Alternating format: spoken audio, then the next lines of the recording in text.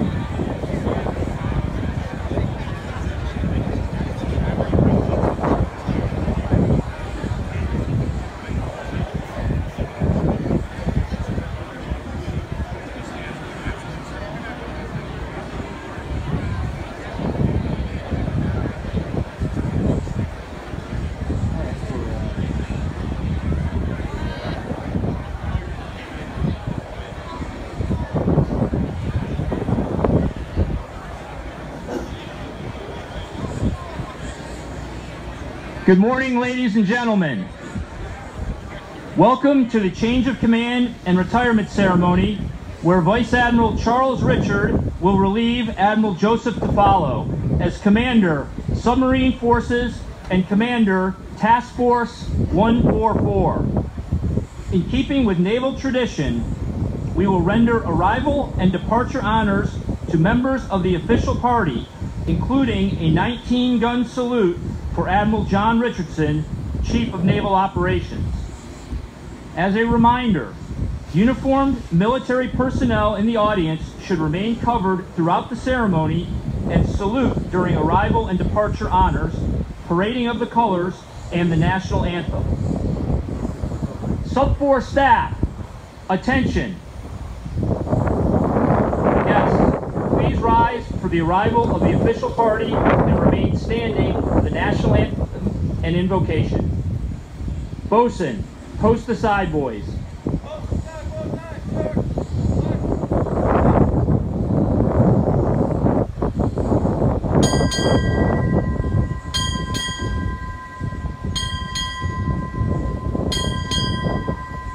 Vice Admiral, United States Navy, arriving.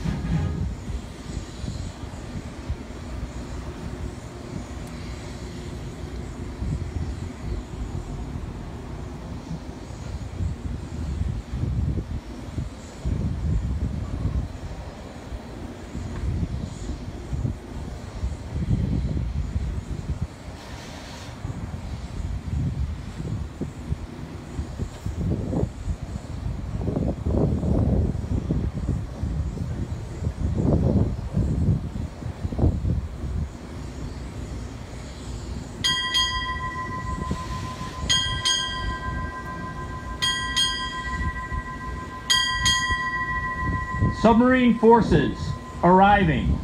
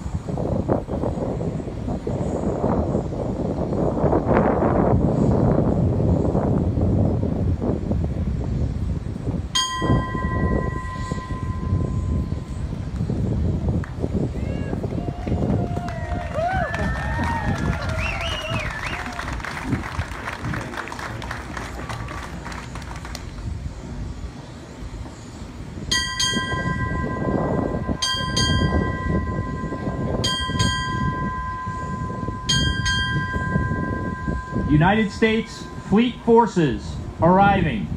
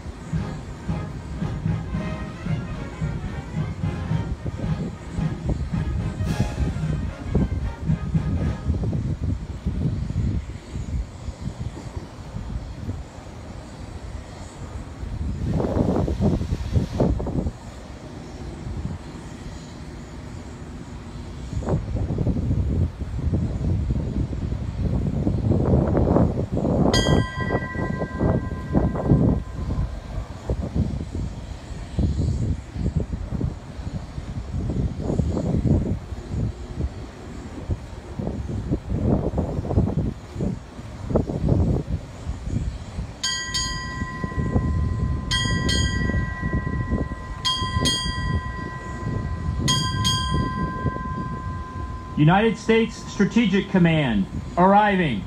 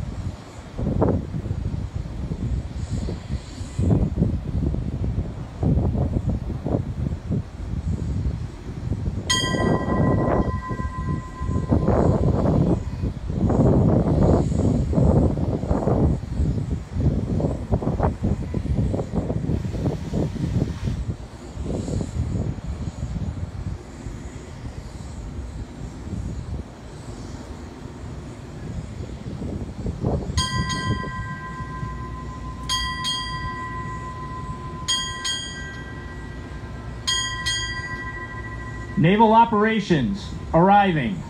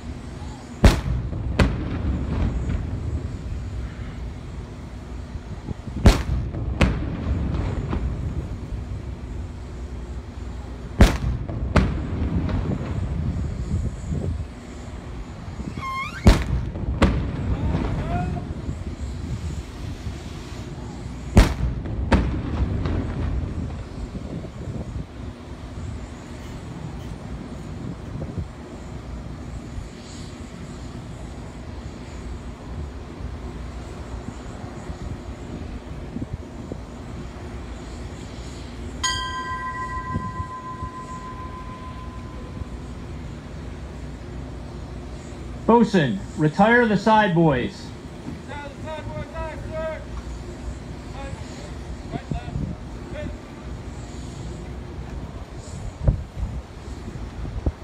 Color guard, parade the colors.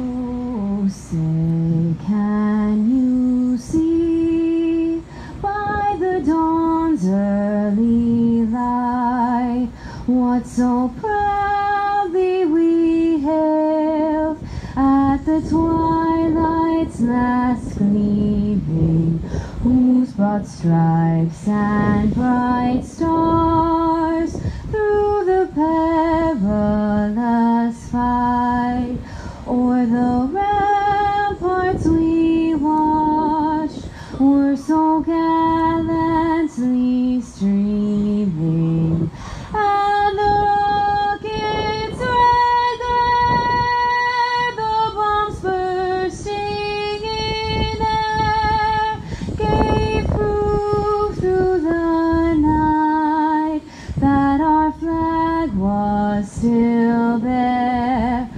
Oh, say, does that star-spangled banner yet wave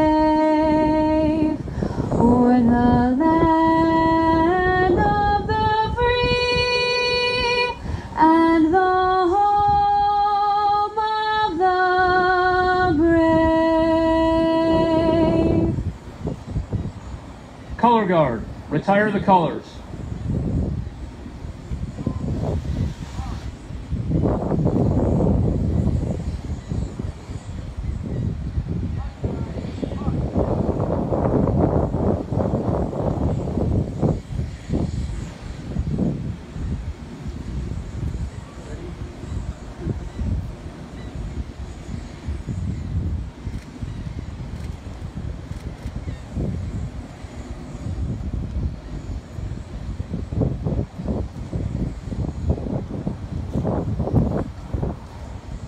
Chaplain Underwood will deliver the invocation.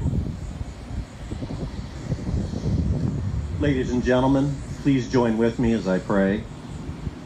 Father, here on this beautiful Virginia morning, in a land where personal and individual liberty abounds and opportunity is around each corner, we gather with grateful, expectant hearts. We are here to celebrate leadership and to acknowledge that all good things come to us from your hand. We are free today because you have blessed us with leaders worth following. We are thankful and grateful for the blessing of having Admiral Tofalo as our leader, mentor, and friend. It is because of commands like his that we are able to enjoy this day, energized, prepared, ready, and capable for the future that will come. Lord, we pray your full measure of blessing upon our leadership. For like a rare and precious treasure, it is hard to get and even harder to set aside. But it is you who know the true heart of the commander, and you alone are the one true and faithful ally in command. As Admiral Tofalo takes his leave from us through this time-honored ritual, give him remembrances of the lessons learned, the satisfactions in leadership modeled, and the promises of a continuous and enduring legacy. Assure him that through it all, you were his ally. Walk with him into his future and guide his days with safety and wisdom and your abiding presence. As Admiral Richard assumes this mantle and legacy, and as he takes command, remind him of the lessons he has learned along this journey that's led him here to this moment. Give the promise of your presence so that he will never doubt that you are his faithful ally in command. Father, pour out your blessings on the families that support these two men, and may we all continue to lift them up in your prayers as they lead and serve. It is with hearts full of anticipation that we ask your presence. Abide with us through the passing of the baton, the celebration of command relinquished and command assumed. This we pray in the name of the one who leads us and gives us wisdom to lead and serve others. Amen. Yes, please be seated. Sub 4 staff, parade, rest. Ladies and gentlemen, Admiral Chris Grady, Commander, U.S. Fleet Forces Command.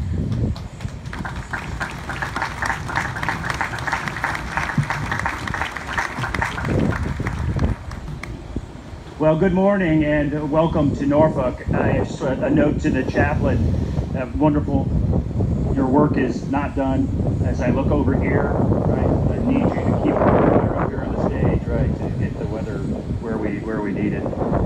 Congressman Scott, Admiral Richardson, General Hyten, Admiral Caldwell, Admiral Nielsen, Admiral Jambastiani, and Admiral Haney, our many allied partners in attendance, active and retired flag and general officers, family, friends, and shipmates, welcome again to the Norfolk waterfront.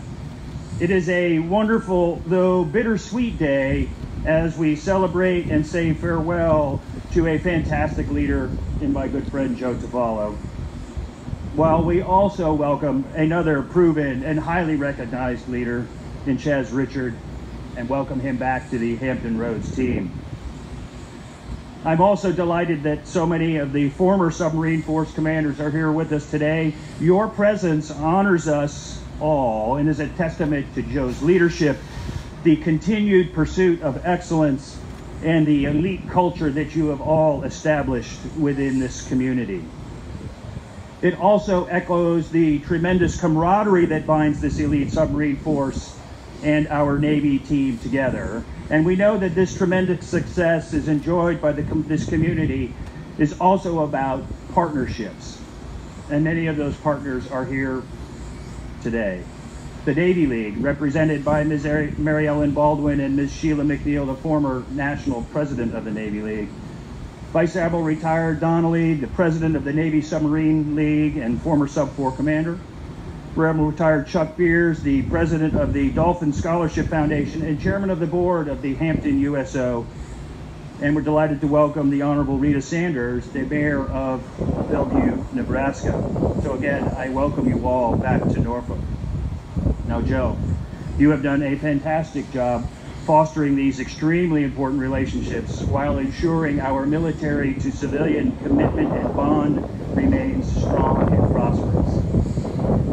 But on a more personal note, I want to thank you for being such a great shipmate. Joe and I have worked together for quite some time since we were E-Ring EA's executive assistants in the Pentagon many moons ago. We leaned on each other. We backstopped each other. We kicked each other out of trouble. And indeed, I would tell you, too many times we commiserated with each other about a tough night sleeping in our cars in the Pentagon Mall parking lot. Sadly true. Most importantly, I believe that we learned from each other. Now, maybe I learned more from Joe than he from me, but Joe, I want to thank you for making me a better officer. CNO will talk at length about your many lasting and positive impacts on the submarine force and the Navy, but I know that he would agree with me that your many lasting and positive impacts on so many here in attendance today, on a personal level, me included, may be your true legacy. And I am extremely honored to call you a friend and a shipmate. So one of my official functions today is to introduce our guest speaker. So ladies and gentlemen, it is my distinct pleasure and sincere honor to welcome another former Submarine Force commander and the presiding officer and guest speaker for today's ceremony, the leader of our Navy. Please join me in welcoming our 31st Chief of Naval Operations, Admiral John Richardson.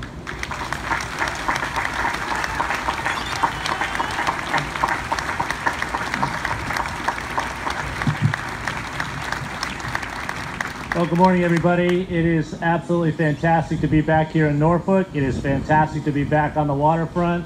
And I got to tell you, it is beyond fantastic to be back on a submarine here, which I get to do far too seldom in this job. Thanks, Chris, for that terrific introduction and setting the tone for this ceremony just exactly right. He thanked the chaplain for the weather, and it's sort of tradition to do that, but I'm going to read you into a program. We'll read you out when the ceremony's over. It's highly classified. It's something that Bill Merce put together for me, and it is really this system that travels with the office of the CNO and creates a high-pressure area wherever we are. Okay, and so, you know, all those thunderstorms, I never had a doubt. The clouds parted. The sun is shining, and if you listen closely, you will hear the angels singing. Okay, so that's just what we do. I will tell you what. You know, Joe and I were just reminiscing before the ceremony, and it's one of those things. We've known each other for just about our entire career, and we'll talk about that in context a little bit later. But it really is an opportunity to recall a lifetime of friendship. And I know that many of you in the audience are having the same sorts of memories as Joe and Suzanne come to this point in their career, which has got to be just a tremendously satisfying and warm feeling all around. And so, and you know, the other part about doing these speeches is that you like to keep them a little bit lighthearted, right? You don't want them to get too somber. And so what you normally do is that you kind of canvass the waterfront. Hey, give me some dirt on the Tofalos. What's going on? And it gives color to the speech. And we did that this time, and it was it's kind of another thing with the Submarine Force. We got a bunch of dirt, but it was all classified secret. Okay, so we're not going to be able to do that. It came in on the wrong note. And then the other thing, I've got to apologize a little bit in advance. I've got a bit of a crazy day, and we've, actually I'm in no hurry to leave, but I've got to get back up and see the Inspector General in Norfolk after the ceremony to do his change of command. But I'll tell you what, we'll take some time today. This is a celebration. This is a celebration, and we just, if we think about this ceremony, what it means, let's not be in too much of a hurry. This ceremony could be done in many different ways and be completely official. In fact, General Hyten, sir, great to see you here, and a testament to the importance you place on the Submarine Force and what it does for you that you're here. We could get General Hyten, Admiral Grady, Joe and Chaz, and we could find an office, we could read orders, exchange salutes, and it would be done.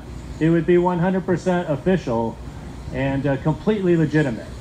But that, of course, is not what we're doing today. Today, we will pause. We will take some time.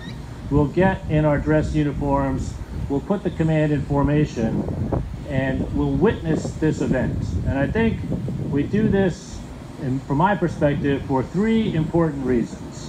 One, I think we've come here to honor the nature of this ceremony, what this means, okay? The complete transfer of command. And inherent in that, the responsibility, the authority, the expertise, and the accountability that goes with that transfer. In the exchange of a salute, all of that will go from Vice Admiral Joe Tofalo to Vice Admiral Chaz Richard. And it gives us hope. It inspires us to see something like that, so crisp, so formal, so complete.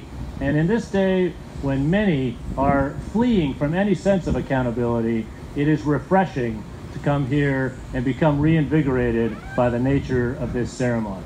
So that's one reason.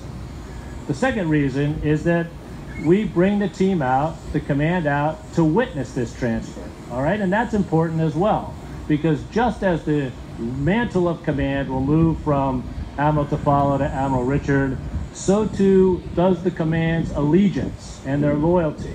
This is about mission accomplishment. This is not about personalities. And so it's important that the command come and witness this so that they too can transfer their loyalties and allegiance to the new commander.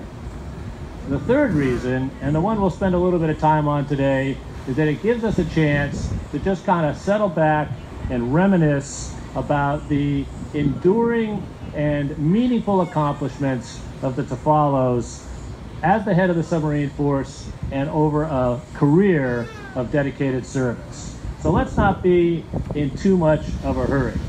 You know, because I don't get a chance to speak to the submarine tribe as much as I'd like to, I just thought I'd start at the beginning, all right? And, you know, I think Joe and I are together on this from his very first days at the Academy. He's always been, a bit of a historian, putting things in context. And so as we think about, putting Joe's accomplishments in the context of the history of the Submarine Force, both at, not only at the tactical and operational levels, but indeed at the strategic level, I think we can take some time to just do a quick history lesson. And I like to think of the Submarine Force, it resonates with this sort of family idea that we think of it in terms of generations. And our first generation were those pioneers that actually figured out how to make a giant metal thing sink and then come back to the surface reliably, okay? And that is no small feat if you think about it, right? And so it took a lot of engineering, a tremendous amount of trial and error. There were fast failures for sure in that business, and it began in about 1900, and it took us about really the better part of 40 years to figure this out.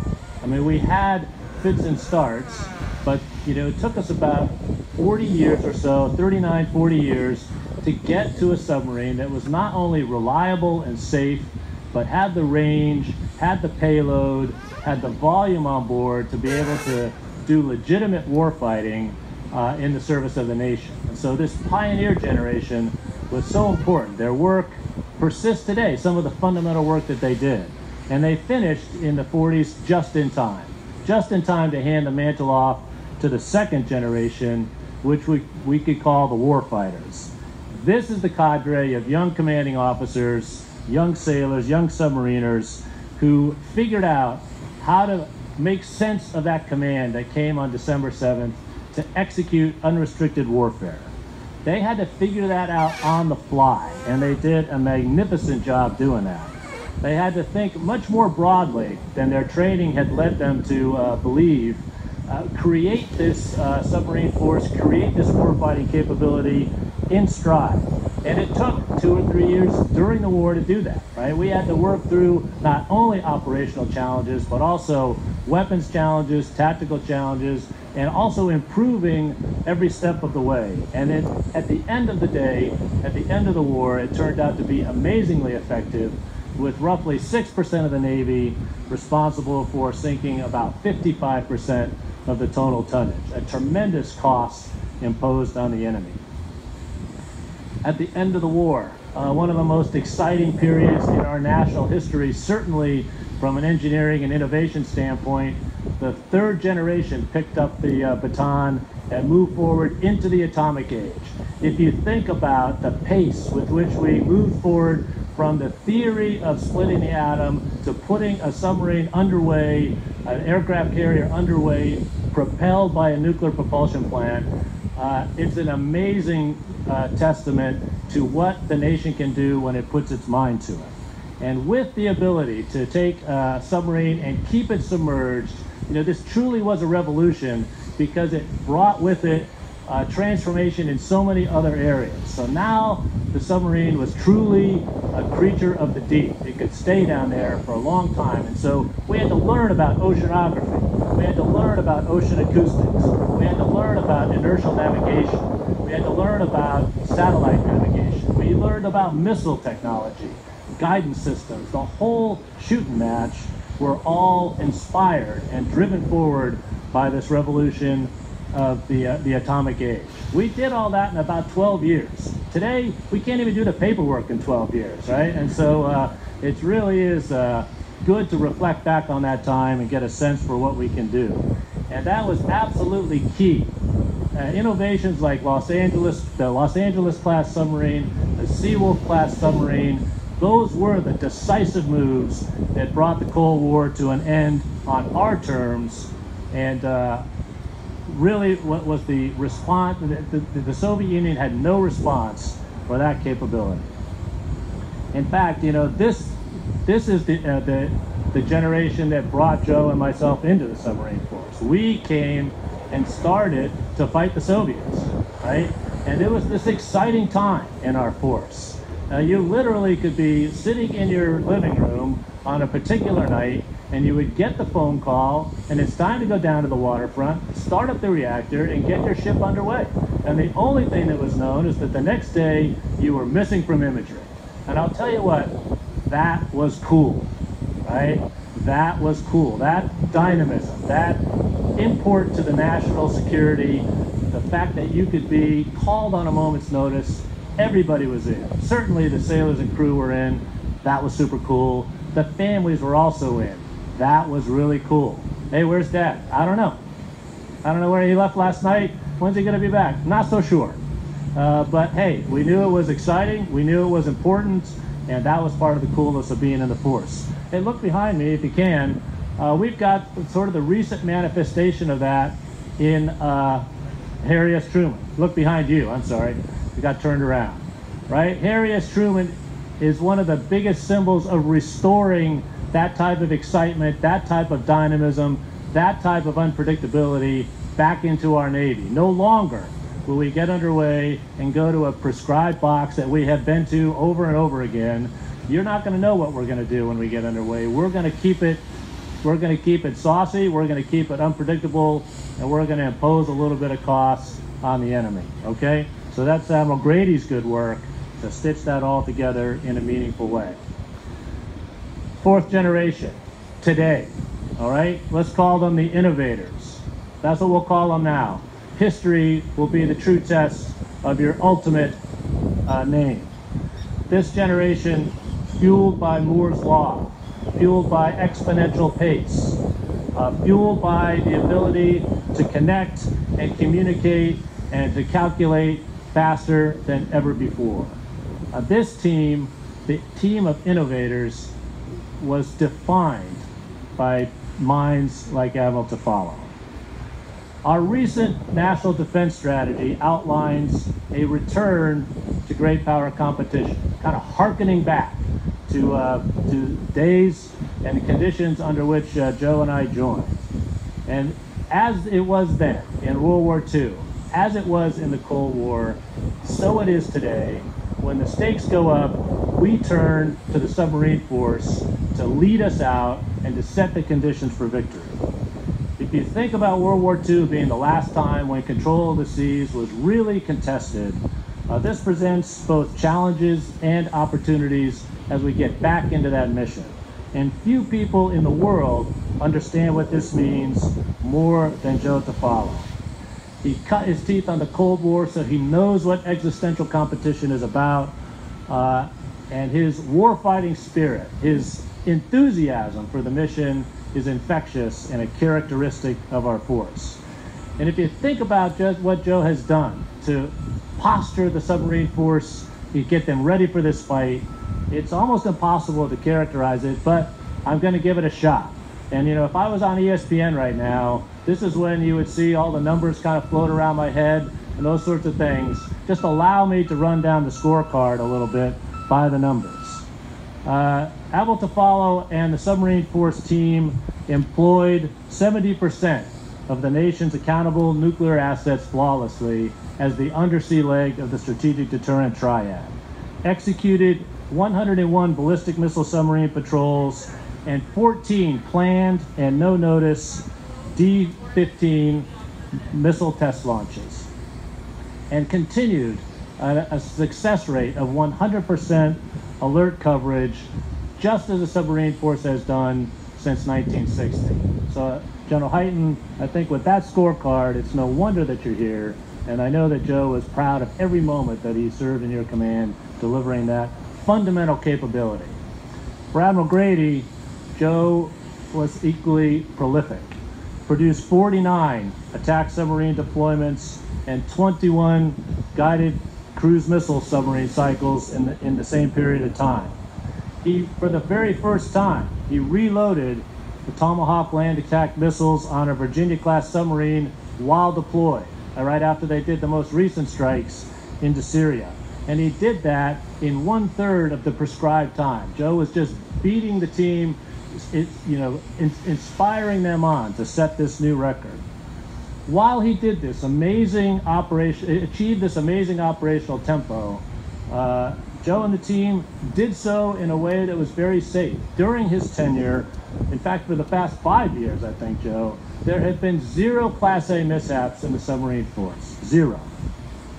Additionally, Joe knows better than anybody that this is a force of people, and it is the person-to-person connection, the person-to-person relationships that matter. It is the resilience of our people that are going to make us decisive. And so Joe was way out in front on this one, teaming with psychologists, behavioral scientists, mental health experts to reduce mental health related losses by 87%. Think about that. That's almost eliminating them when you knock it down by 87%. And in doing so, he ensured that every one of our sailors was more ready, more tough, more resilient, ready to fight and win. From a material standpoint, he deployed every submarine for the last 26 consecutive deployments in near perfect material condition, 0 casualty reports, 0 material deficiencies. He maintained those boats in excellent material condition while deployed, achieving an astonishing 87% op tempo, meaning while deployed, submarines spent 87% of 6 to 7 months underway, underwater, submerged. And throughout, as I said, he kept the sailors and their families first and foremost in his focus. That was the target in his periscope. I'll tell you what, it goes on beyond that. You know, we expect operational and strategic prowess from the head of our submarine force, and Joe delivered in spades. It was his foresight, looking into the future, seeing the challenges that are around the corner, that sort of inspired Joe to put together this advances in acoustic superiority to ensure that the United States would continue to enjoy its decisive and critical undersea advantage in this new competition that we enter, just as we did during the last one. And I'll tell you what, this was not an easy task, right? We talk a lot in our business about 10,000 hours, right? You've heard that. It takes 10,000 hours to become an expert. If you think about Edison, right? 10,000 experiments to work the light bulb, all right? This program that Joe was on included all that, and on top of that, 10,000 briefs, okay? Joe was tireless in grabbing that package of slides and moving from every step in the chain of command to compel our leadership that this was absolutely essential and necessary to keep us competitive. And I'll tell you what, I was one of those people. He came to me when I was the head of naval reactors, and I'll tell you, it was absolutely the thing we needed to do. As soon as he started, he had me at hello. I'll tell you what, though, all of this, the data that we've just described, all of the deployments, all of the strategic deterrent patrols, all of the success, the material success, the personal success, it all goes into a bin to enhance and protect the thing that we value the most, that is most crucial, which is the strength of the bonds of trust and confidence that Joe enjoyed with his force, that we all enjoy within the Navy, and even more important, that the Navy enjoys with the American people. With trust and confidence, I believe everything is possible. Nothing else matters. Without trust and confidence, almost nothing is possible, and nothing else matters, all right? This is the key thing. And so, Joe, you hand us a submarine force, and we benefit from much stronger bonds of trust and confidence by virtue of your tenacious and persistent efforts to make us stronger and better. And what I'd ask you to do, Joe, is just join me up here as a bit of a formal recognition for your outstanding performance. Sub 4 staff, attention.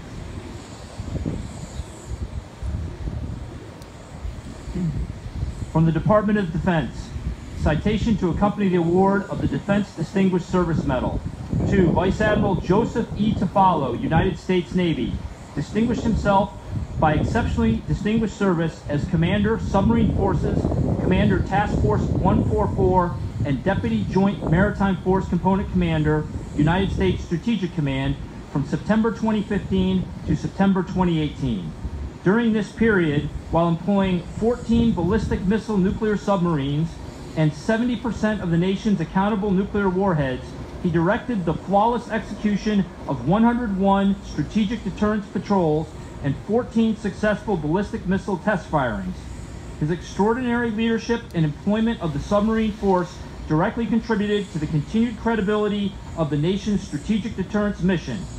As lead task force commander for the Submarine Force, he provided combat-ready Navy forces to combatant commanders capable of conducting prompt, sustained operations in support of United States national interests. The distinctive accomplishments of Admiral Tofalo culminate a long and distinguished career in the service of his country and reflect great credit upon himself and the United States Navy and the Department of Defense. Signed, James N. Mattis, Secretary of Defense, 3 August 2018. Sub 4.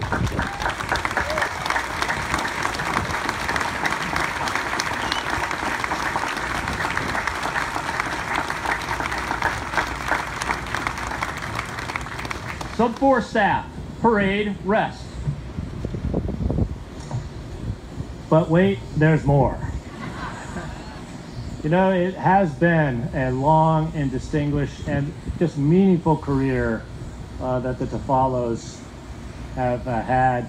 And I say the Tofalos deliberately because was it 35 years, Joe? Yeah. I don't think he would have made it one day if it hadn't been for the support of his family. Joe's daughters, Nicole and Maria, are here. It's been a wellspring of support and love. And boy, I'll tell you, your dad is just amazingly proud of you, amazingly proud. And I know that particularly today, you're super proud of him. And, you know, I'll tell you, nobody would ever confuse a submariner with a crack celestial navigator, right? But I think even we submariners can spot a supernova in our midst, and that's what we have in Suzanne, the brightest star in the Tofalo constellation.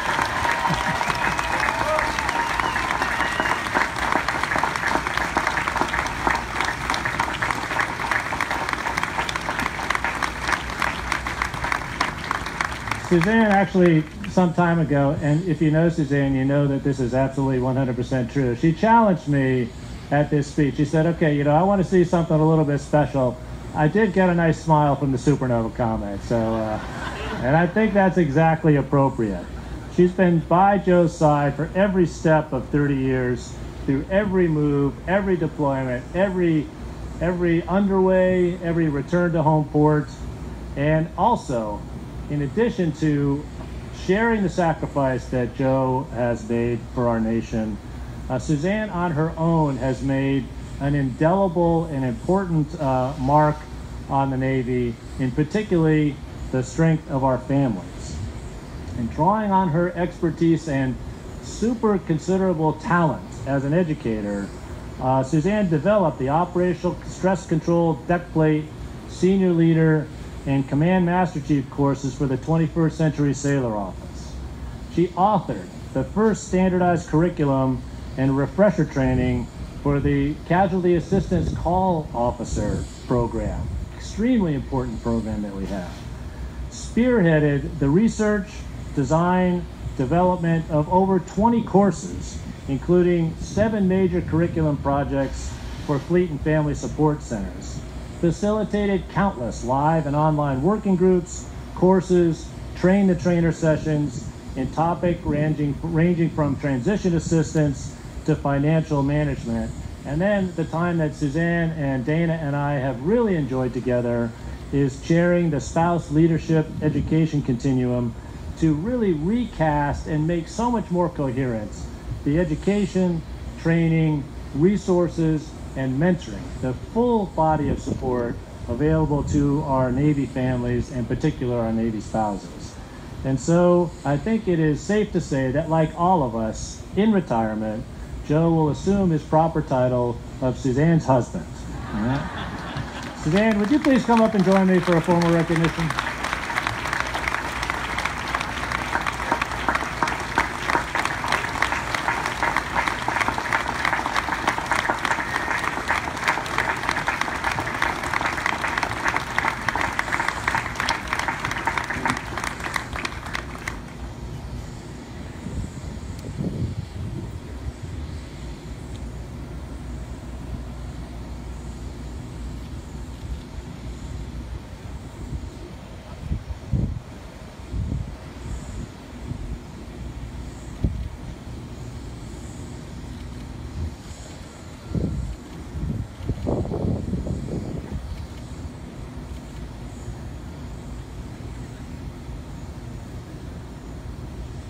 Sub 4 staff, attention.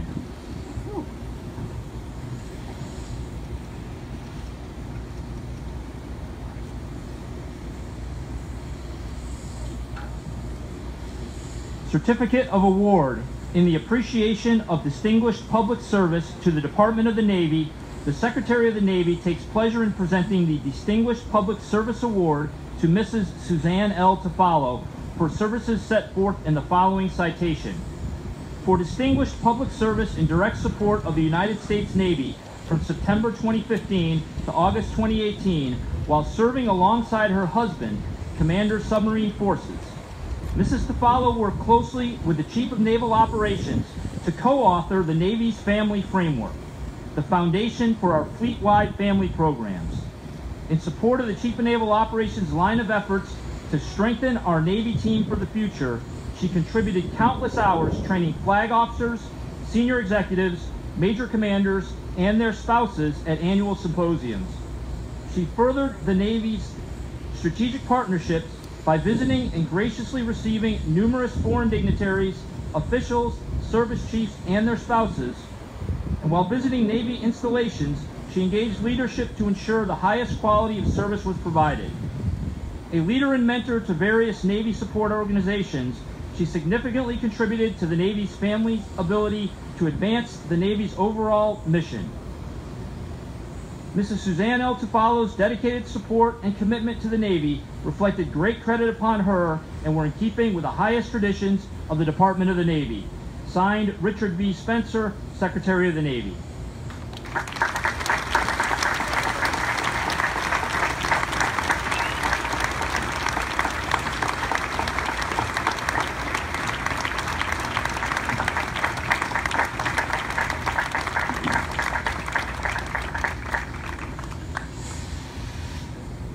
Sub 4 staff, parade rest.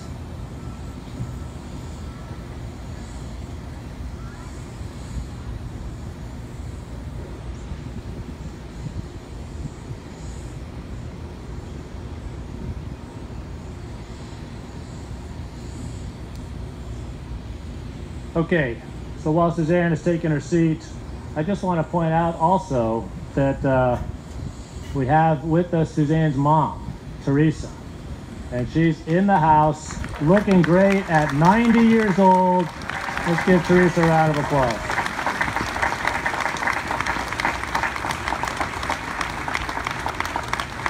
Teresa here is testament to another Navy adage that behind every successful officer is a surprise mother-in-law. I'll tell you what, even as we say goodbye to the Tofalos, and it is such a warm feeling that we get as we say farewell, fair winds and following seas, we are absolutely excited to welcome Chaz and Lisa. And you're the absolutely perfect people to come in and lead this force to new heights. New heights technically, operationally, and move their, our focus on people forward. Chaz, I could not be more thrilled. There is some kind of a roll tide interlock that has been broken here between General Hyten and Chaz Richards, but I'm sure that the Crimson will be proudly displayed there on Dillingham. And Chase, Allie, and Emily, I know that you are also super proud of your dad today, and he's taken on a tremendous responsibility. Chaz is an absolute submariner, and again, kind of continuing with this family thing, Chaz commanded the USS Sparchi, which was my very first submarine when I reported aboard as a junior officer. And Chaz joins us from the Strategic Command, where he was General Hyten's deputy commander. The organization, Strategic Command, is that team charged with maintaining at a peak level of readiness all the time, and if necessary, employing our nuclear arsenal. And so I can think of no submariner more prepared to take the con and the deck of this force as you are, Chaz. And so I thank you for agreeing to take this on. You have our 100% trust and confidence. And to the men and women of the Submarine Force, thank you. Thank you for your selfless dedication. What you do on a daily basis. I hope I've made it clear during my talk how important it is, how much it matters to our Navy and to our nation. You probably don't realize it, but believe me, it's true. Your ability to get underway, to deploy at a moment's notice, to get to the right spot at the right time with the right capabilities is absolutely essential to us maintaining maritime superiority, to protecting America from attack, from maintaining our influence in strategic areas of the world, and for promoting our prosperity. And to everybody here, as we bring this day to a close, I would ask you one favor. We're going to finish this ceremony, this celebration, and we're going to go to a great party. And it's going to be a day of festivities, but the day will come to a close. It will come to a close. And we'll go back to our rooms and we'll lie down. And I would ask you, before your head hits the pillow and you nod off to sleep, please say a prayer for the Tofalos as they move on to this new phase of their life.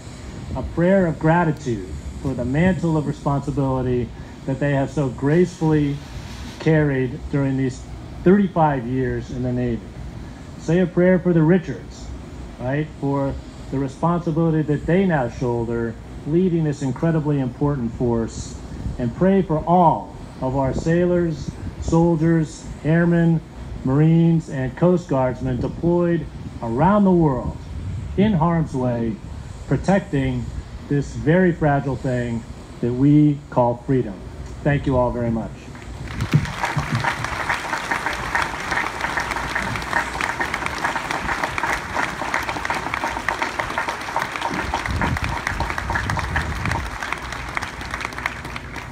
Admiral Richardson will now award the staff of Commander Submarine Forces the Meritorious Unit Commendation for their superb performance from September 2015 to August 2018. Force Master Chief Perryman, please join Admiral Richardson, Admiral Tofalo, and me at center stage.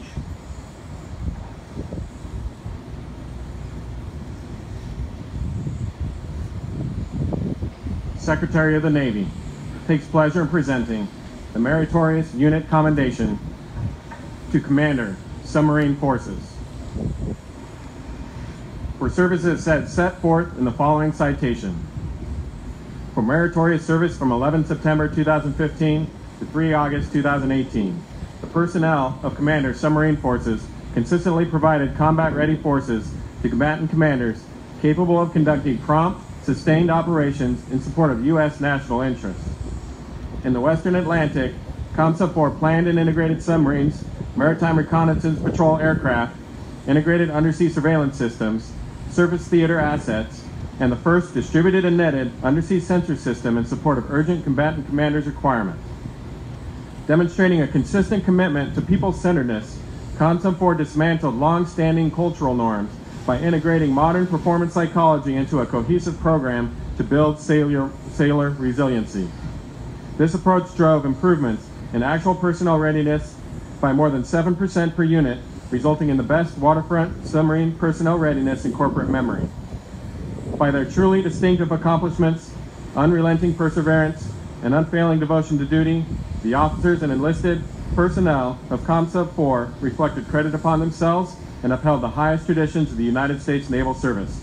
For the Secretary, J.M. Richardson, Admiral, United States Navy.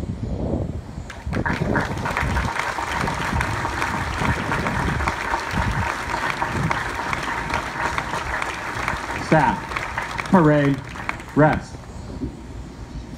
Ladies and gentlemen, Vice Admiral Joseph Tofalo, Commander, Submarine Forces.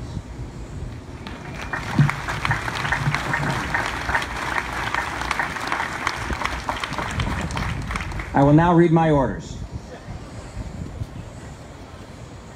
Sub 4 staff, attention. Guests, please rise.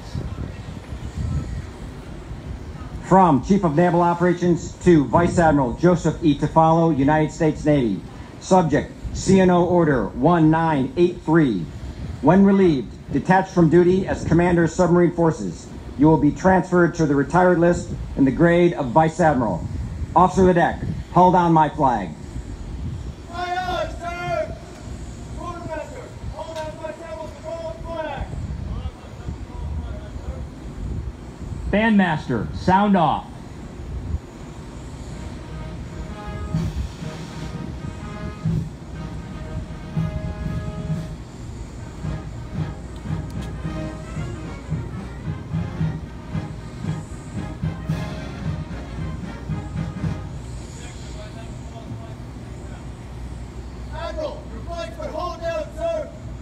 Very well. Force Master Chief John Perryman will present Vice Admiral Tofalo with his flag.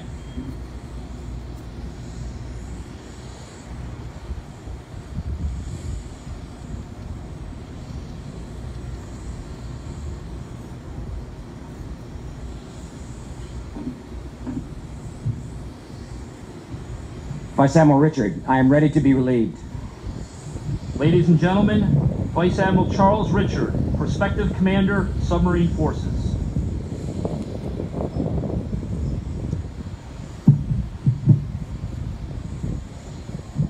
I will now read my orders.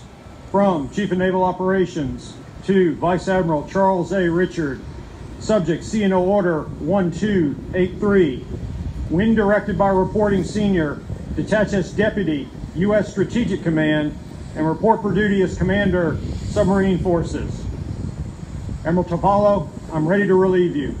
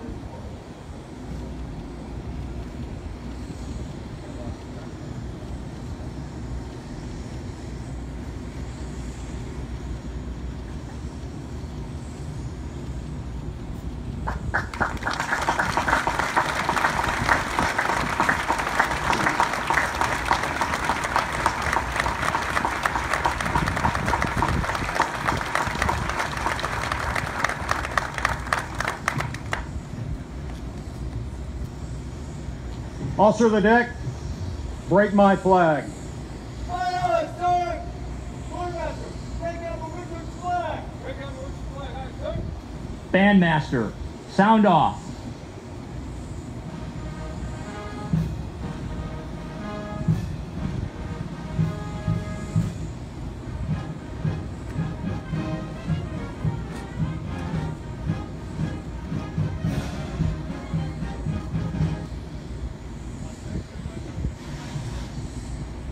Admiral, your flag's been broken, sir! Very well. Sub 4 staff, parade, rest. Guests, please be seated. Ladies and gentlemen, Vice Admiral Charles Richard, Commander, Submarine Forces.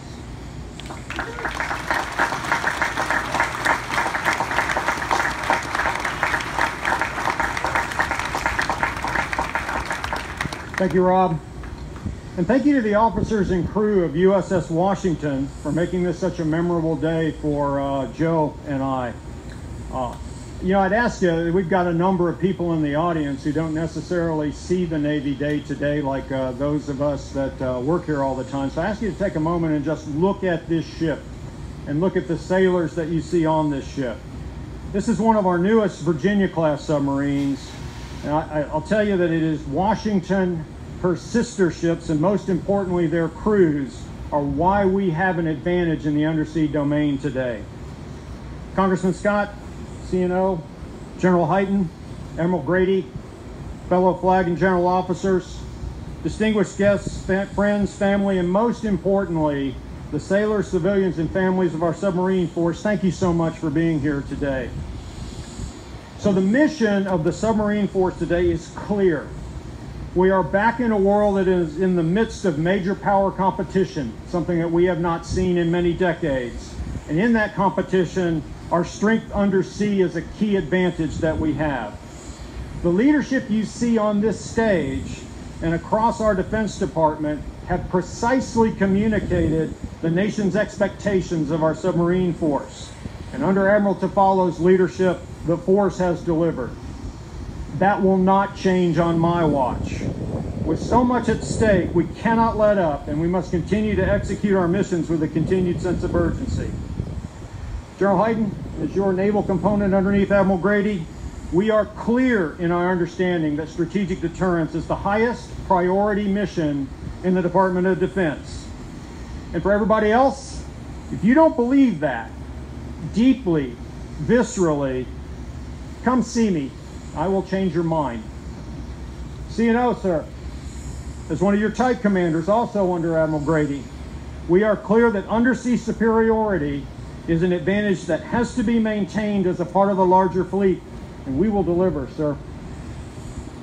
To Joe, Admiral Tofalo, sir, once again, Lisa and I have the privilege to relieve you and your lovely wife, Suzanne. So this is the third time I've relieved Joe in a flag billet, so I think I know better than most that he runs a tight ship that always accomplishes the mission. I know you and Suzanne will enjoy a richly deserved next chapter together, and I just want to let you know it is a distinct privilege for me to relieve you yet again following yet another superb tour leading an elite force under a legendary command, Sub 4, that, as you see, is hitting on all cylinders. Lisa and I thank you and Suzanne for such a gracious and courteous turnover. So joining Lisa and I on this occasion are many friends and family, some of which have traveled some great distances to be here. To my mom, Pat, my siblings, Lisa's family, and so many others, I just thank you so much for being here and sharing this day with me. To my wife, Lisa, and my children, Chase, Alice, and Emily, all I can say is, roll tide, right? Buckle up, season's about to start, it's time to get to work. My arrival on this stage can be attributed to many men and women who have mentored and shaped me throughout my 36 years of naval service, including many who are in the audience today, as well as the ones that you see on stage. And for this, I am deeply appreciative. I could not be more motivated to use this opportunity to apply the lessons taught to me by so many towards leading the force and building the next generation of leaders that will achieve our nation's success. And finally, to the men and women of the Submarine Force, I have just one thought. Prepare for battle. This was Admiral Tofalo's direction, and it is mine as well. It is only by being prepared for battle that we can hope to avoid it, and if we cannot, our nation expects and demands victory, and we shall not fail. Know that I am proud to serve with all of you. Thank you all for being here. God bless the Submarine Force, and God bless America.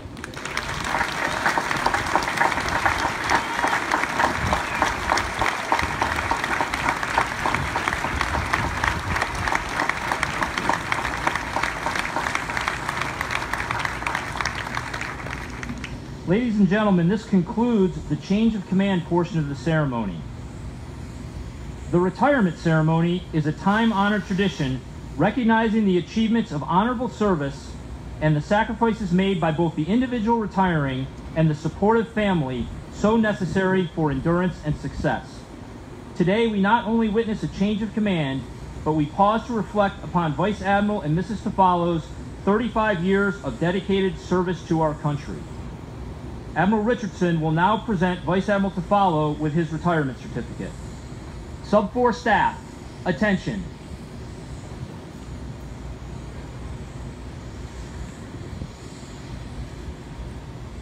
From the Armed Forces of the United States of America, to all who shall see these presents, greetings. Greetings. This is to certify that Vice Admiral Joseph E. Tofalo, having served faithfully and honorably, was retired from the United States Navy. Signed, John M. Richardson, Admiral, United States Navy, Chief of Naval Operations.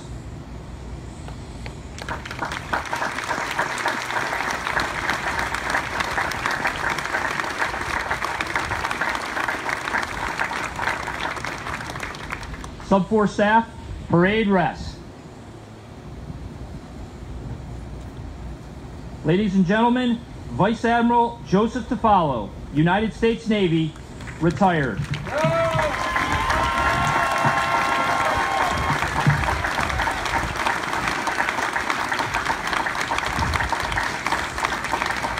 Well, good morning. What an incredible day. I got to tell you, about 8 o'clock this morning when it was pouring like crazy, I wasn't really sure if this was going to happen, but that was a last little fit of energy, and here we are. Beautiful day, and it's great being here. It's great having you all here. For CNO, General Hyten, Admiral Grady, I can't thank you enough for you being here. It's a significant amount of your bandwidth to do this, and it's a real treat. Thank you for the very kind words.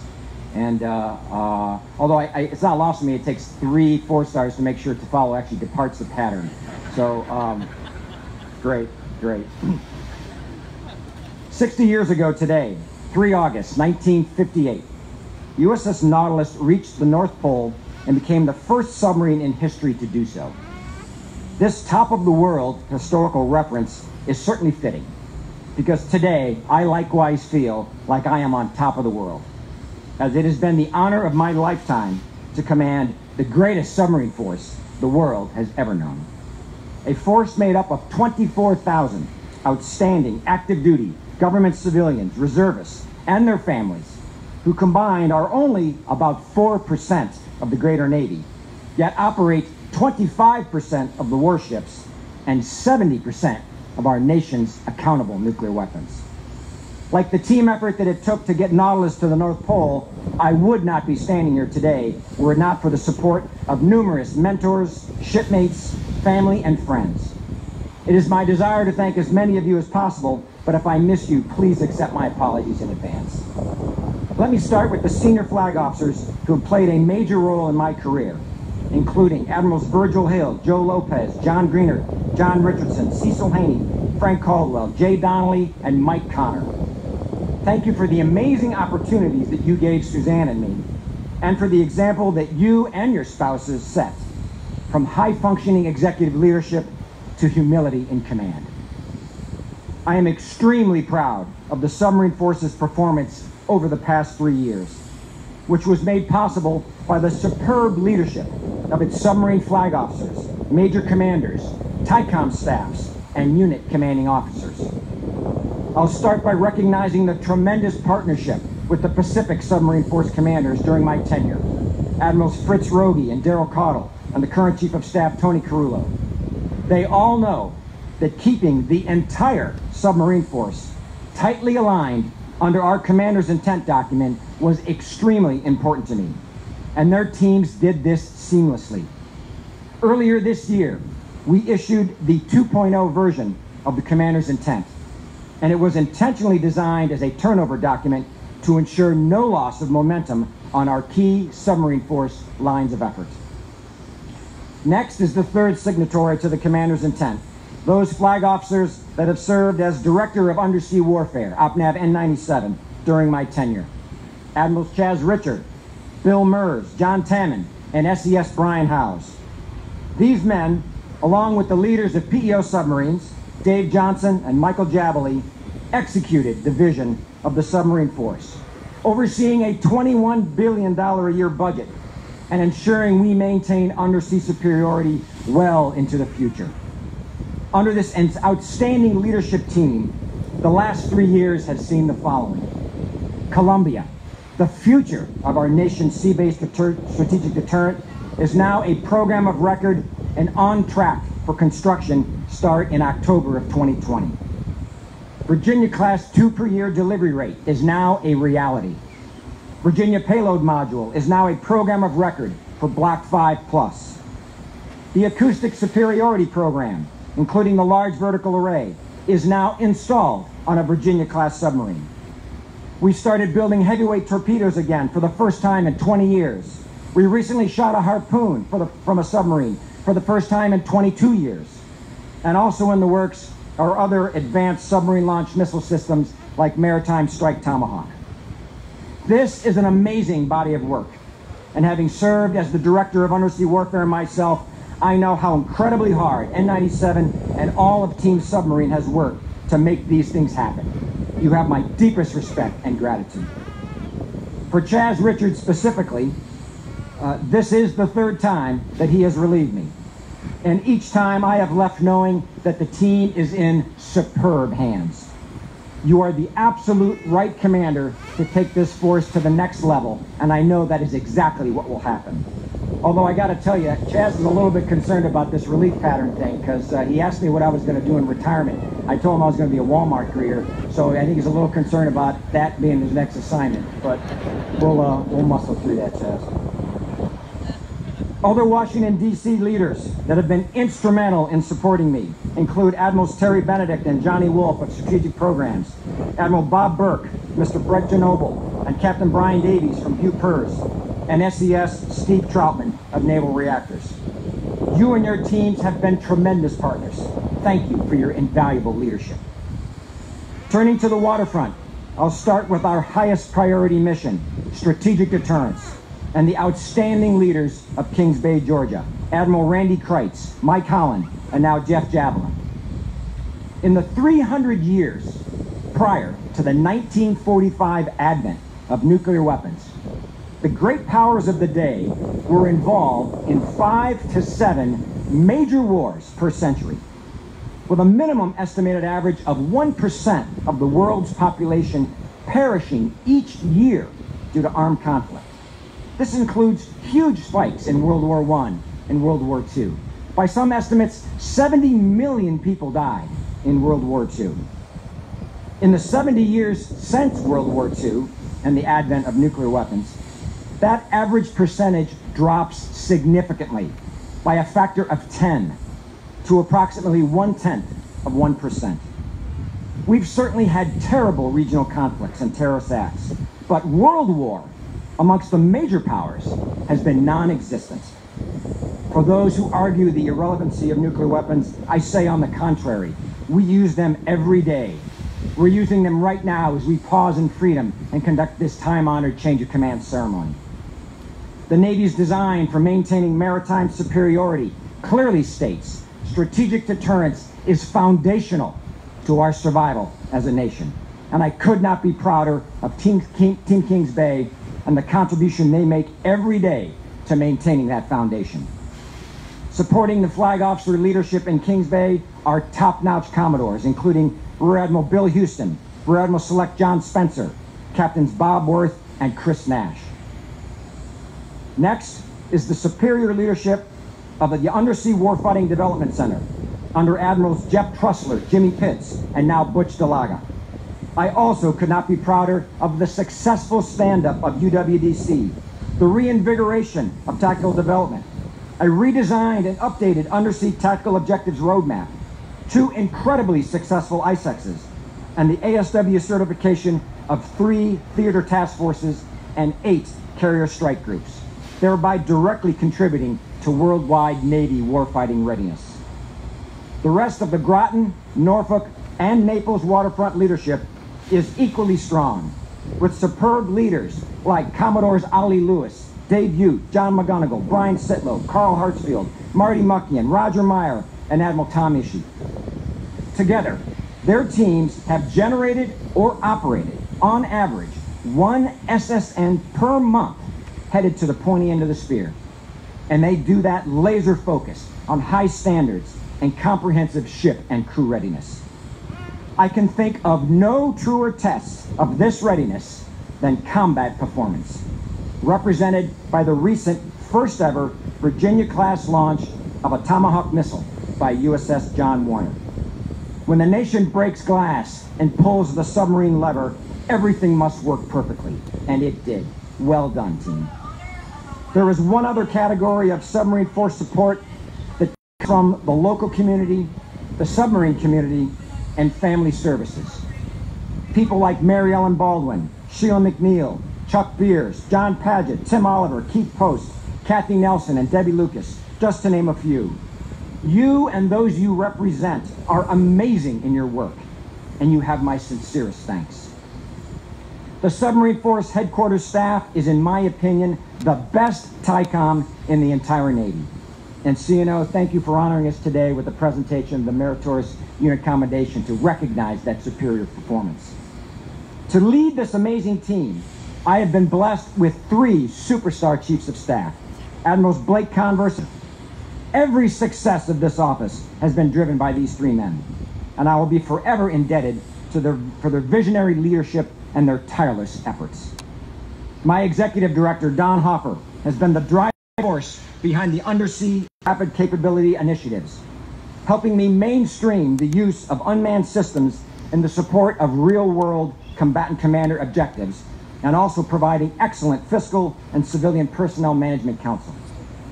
Reserve Deputy Commanders, Admiral Andy Lennon and Andy Bircher, led over 1,600 sailors of the Submarine Force Reserve Component and provided a tremendous assistance with international travel obligations. Theater ASW Chiefs of Staff, Captain Scott Lures and Patrick Clark, expertly led Westland surface, air, and undersea forces in the ultimate team sport of anti-submarine warfare. The personnel team, led by my fellow USS Maine CO, Steve McShane and Marshall Young, have ensured that the Women in Submarines initiative has remained solidly on track, with 20% of including the recent enlisted integration of women on 6 crews. My Force Master Chiefs, John Perryman, Wes Koschoffer, and Steve Capps, along with Dr. James Rapley, were driving forces behind the embedded mental health sailor resiliency program that the CNO was talking about. This program has achieved an unprecedented 87% reduction in sublant mental health unplanned losses in the past 3 years. This is an absolutely astounding achievement, and I salute each of you for it.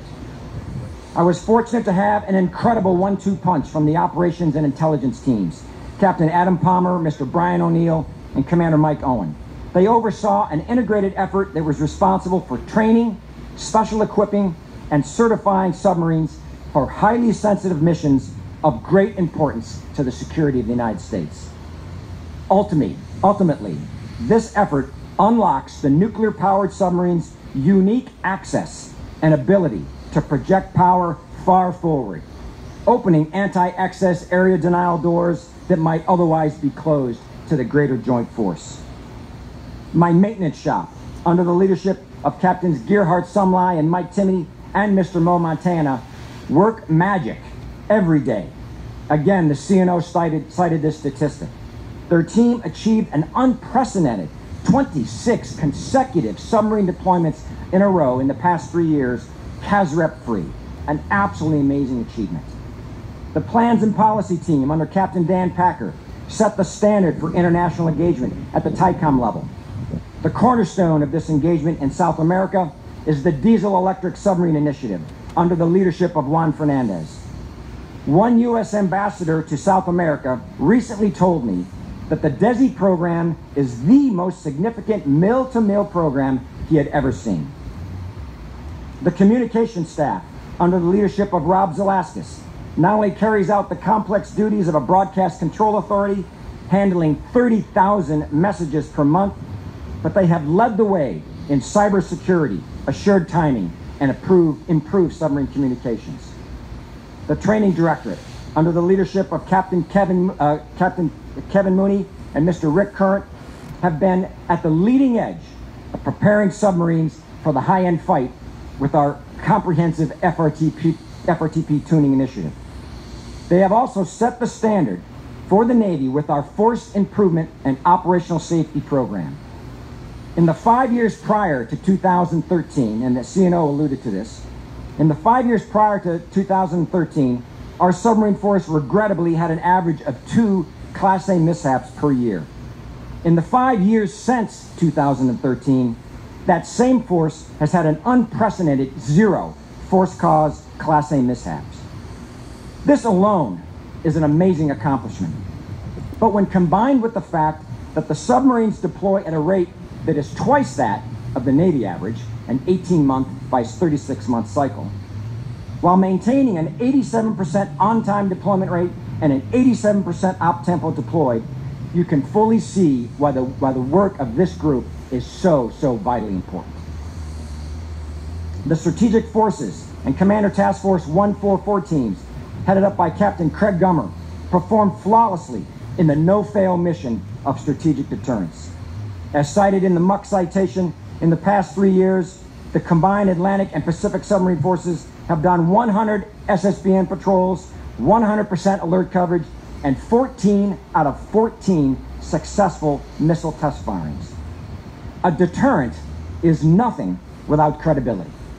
And the predictability and the dependability manifest in this record are the unwavering foundation of that credibility. In closing out the staff recognition, the personal staff and special assistants have been exceptional. Ben Grant, Ryan Stewart, Mark Decker, Omar Hare, Mike Lawrence, Sarah Self-Kyler, Mike Altizer, Chiefs Fundalevich and Poole, and YN1 Stern. You have all been tireless in your support of me, and I thank you.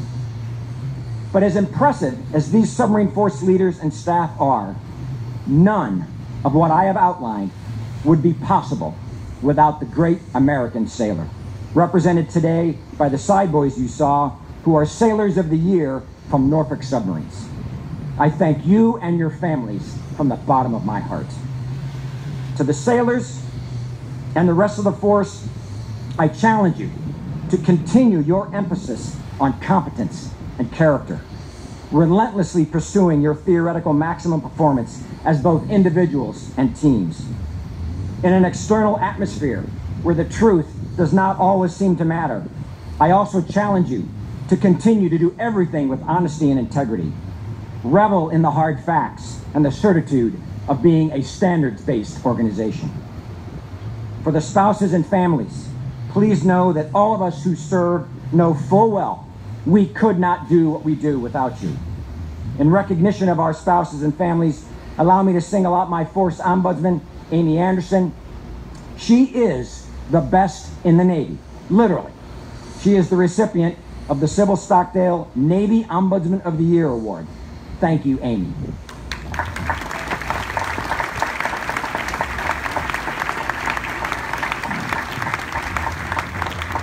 I will now turn to friends and shipmates from over the years.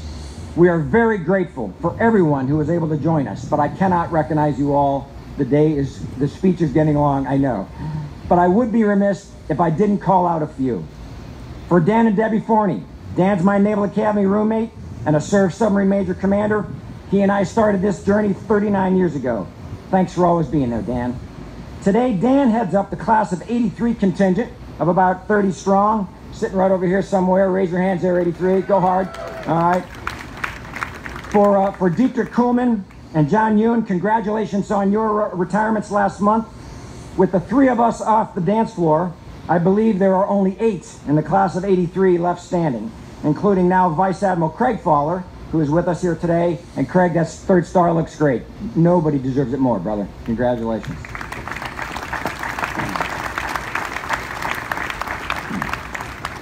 Brian and Linda Dovenley, also a Naval Academy classmate, but more recently Brian is my personal boating life coach, and we're looking forward to our big trip, Brian, very much so. Today Brian heads up the Rebel Marina contingent, sitting right over here as well, and I want to thank the Rebels for allowing Suzanne and I to escape each weekend. Greg and Rebecca Ott, another served submarine major commander. Today they lead our good friends from Oyster Bay, who have traveled all the way from Fernandina Beach, Florida, and they're sitting right over here as well. Let's hear it for the Rum Runners. So as you can see, Suzanne and I collect marinas, and again, it's been a great opportunity to be able to escape on the weekends with these great people, great friends. Jason and Gloria Nuss, good friends and neighbors for many of Suzanne and mine 8 tours in Norfolk. Thank you. The furthest back in time attendance award goes to Kevin Sharon from grammar school. Kevin, good to see you. Also in the Wayback Machine from my first submarines are Jeff Green, Mike Baca, and Jeff Duran. Admiral Chris and Shannon Paul, you've also become great friends, and we're looking forward to more good times in the future.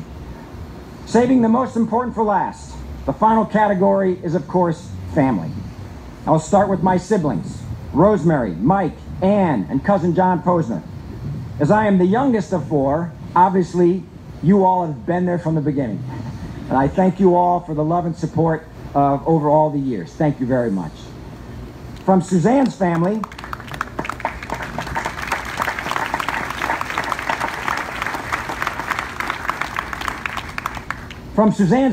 a shout out to my brothers from another mother, Chaz and Big Al Loisel. Chaz is the woodworker in the family, and you'll see his incredible shadow box on display at the reception here in a few minutes. You'll also meet Big Al's son, my nephew, Petty Officer 2nd Class Little Al Loisel, here in a minute when we read the watch. For Chaz, Al, and the entire Loisel family, including the Dohertys and the Dorans, who also join us today, thanks for all the great times, past and future. Suzanne's parents, Chuck and Teresa. I know Chuck couldn't be here, Teresa, but it is so great having you here. This woman got in after midnight, after 4 plane cancellations, and is still standing tall. God bless you, dear.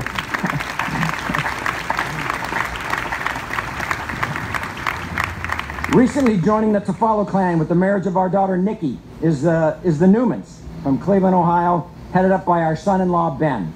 It's great having all of you with us. As I said, when Nikki and Ben got married, the Navy may have given Nikki wings, but the Newmans have given her roots, and we can't thank you enough for that.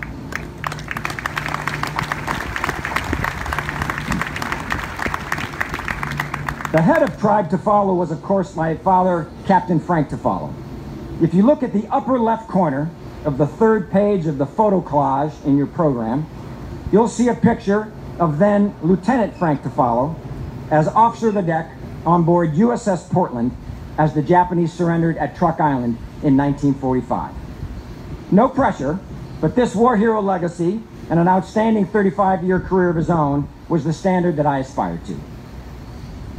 Frank may have been the head of the tribe, but there was no doubt that the boss was our mother, Peggy, sometimes referred to in family circles as St. Margaret of McLean.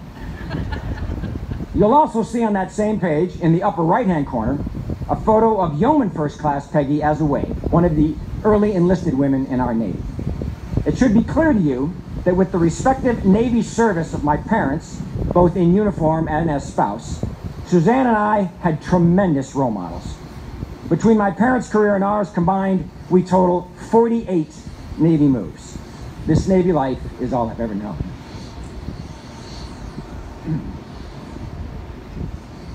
Joining me on this crazy adventure for my half of those 48 moves were my beautiful daughters, Nicole and Maria, and the best Navy wife on the planet, Suzanne. Girls, I am so proud of the women you have become. Thank God you take after your mother.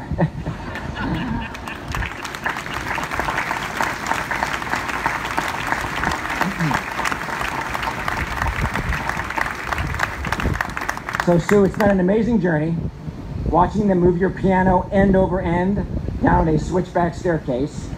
14 deployments and patrols. The snakes and scorpions of Southeast Georgia. And even the exploding terracotta piping of Dillingham Boulevard. You've been through it all, babe. I love you. Thank you.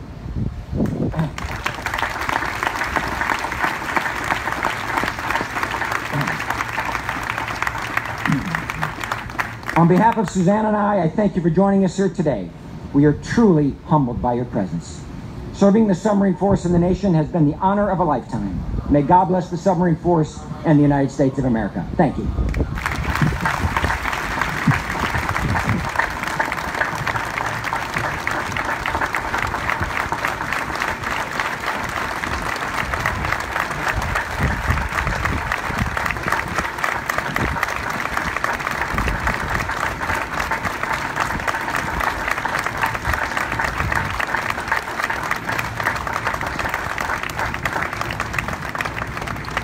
Ladies and gentlemen, as is customary for Navy retirements, we will now read the watch. You can find it in the back of your program. Vice Admiral Tofalo's nephew, a fellow submariner and missile technician second class, will stand in for those of us remaining on active duty and will relieve the watch. For over 35 years, this sailor has stood the watch. While some of us were in our bunks at night, this sailor stood the watch. While some of us were in school learning our trade, this shipmate stood the watch. Yes, even before some of us were born into this world, this shipmate stood the watch. In those years when the storm clouds of conflict were seen brewing on the horizons of history, this shipmate stood the watch. Many times he would cast an eye ashore and see his family standing there, needing his guidance and help, needing a hand to hold during hard times, but he still stood the watch. For over 35 years, he stood the watch so that we, our families, and our fellow countrymen could sleep soundly, in safety each and every night, knowing that this sailor stood the watch. Today we are here to say, shipmate, the watch stands relieved, relieved by those you have trained, guided, and led. Shipmate, you stand relieved. Petty Officer Loisel, relieve the watch. Leave the watch out, sir. Admiral, we got the watch. Very well,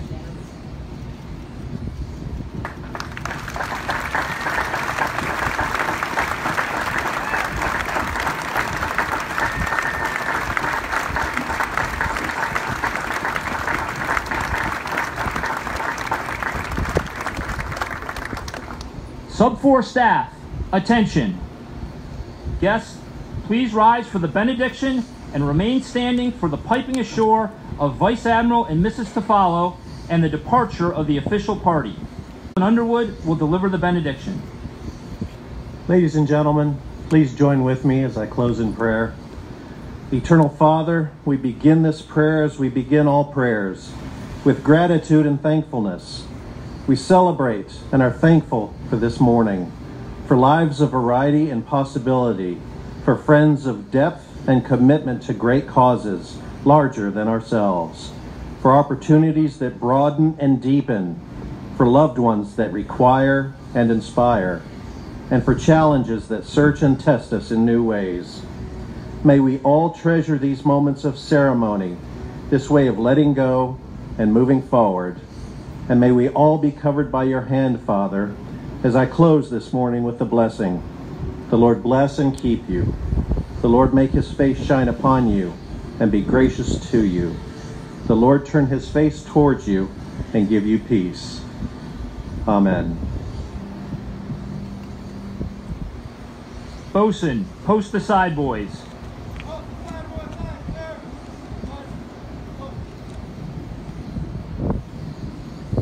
Bosun, stand by to pipe the side. A Navy family is going ashore. Ladies and gentlemen, Vice Admiral Tofalo will request permission from Admiral Richardson for he and Mrs. Tofalo to go ashore for the last time. Mrs. Richardson will escort Mrs. Tofalo, representative of how Navy spouses are constantly supporting each other in all aspects of Navy life.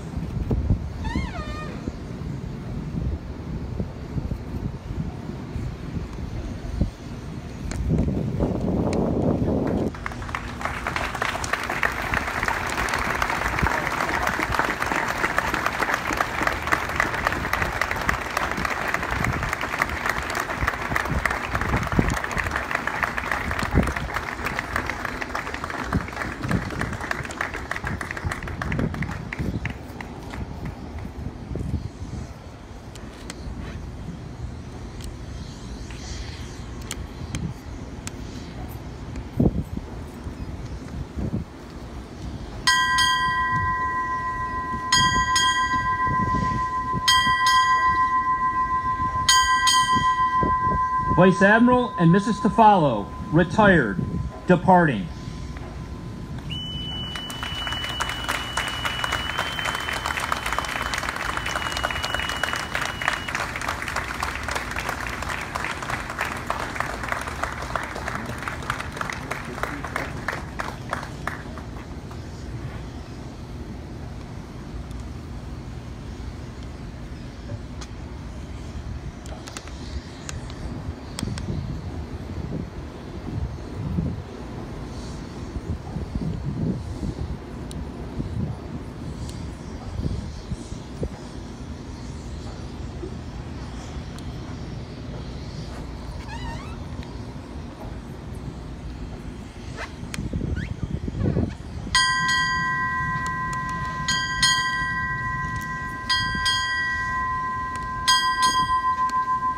Naval Operations, departing.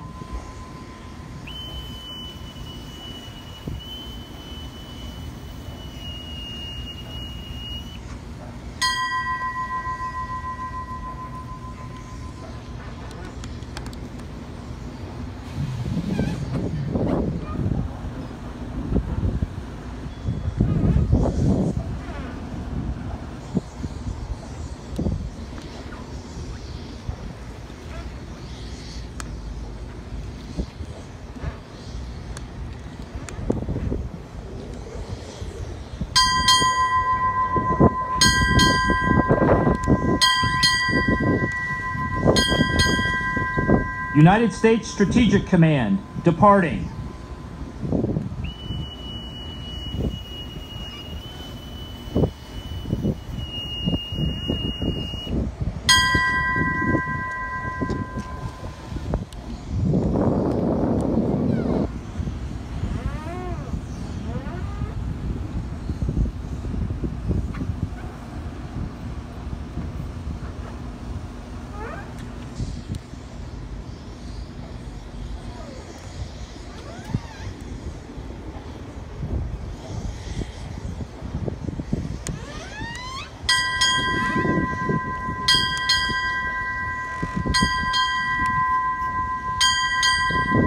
United States Fleet Forces, departing.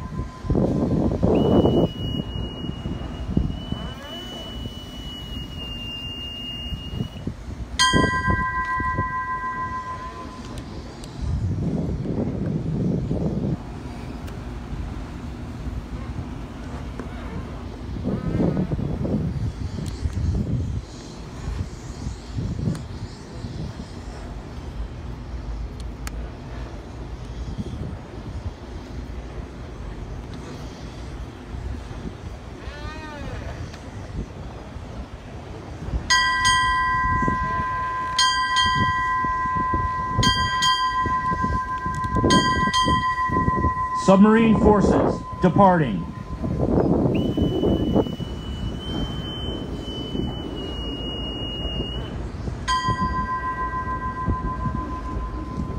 Ladies and gentlemen, this concludes our ceremony. You are cordially invited to attend a reception at Vista Point Center here on Naval Station Norfolk. Shuttle buses are available to take guests to the reception and back. Parking is also available at Vista Point Center if you prefer to drive yourself. USS Washington is available for tours until 3 p.m.